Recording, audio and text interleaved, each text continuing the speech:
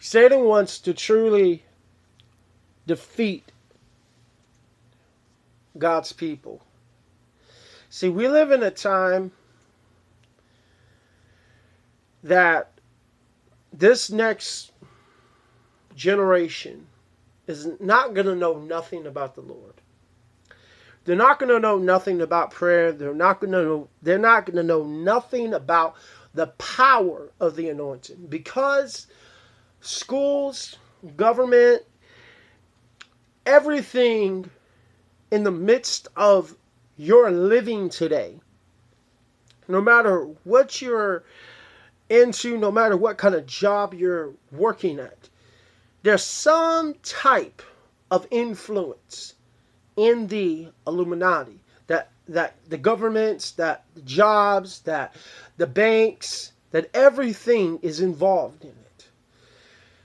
You look on the symbols of the American dollar bill. They have the Illuminati symbol. You look into the $1 billion symbol, and you can, if you have the finances, you can have a $1 billion bill that is worth $1 billion. And you look into it and you see the Illuminati symbols. Everything is so caught up with the Illuminati. But people are not teaching that you can get caught up with God. See, we live in a time and a day and a year and a season that this demonic movement is literally trying to cripple people. This movement eliminates people. This movement kills people. This movement is of Satan. Nothing else and nothing less. It's so demonic. But, of course, people don't want to talk about it because they think, well, if I talk about it, then somebody might get mad. But see, people have to know what's happening. If you're not warned, if I don't warn you as a pastor what is happening today, how can you know? A lot of people don't know what is happening today. A lot of people don't know what is happening in the governments around the world. A lot of people don't know what is happening even in the body of Christ. Because the body of Christ is so influenced by the satanic realm that we cannot even understand what God is.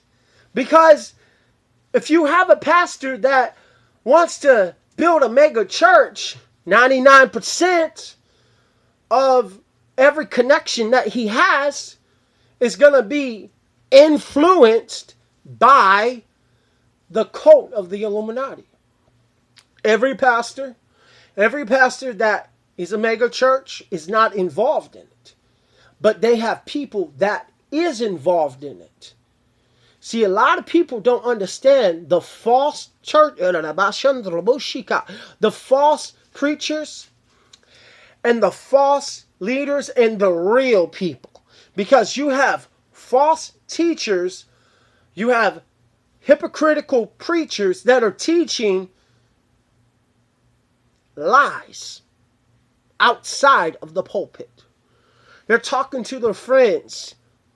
They're saying stuff that they shouldn't be saying. They're cussing like a sailor. Because when you are a part of the world and you live in the world, you will speak of the world.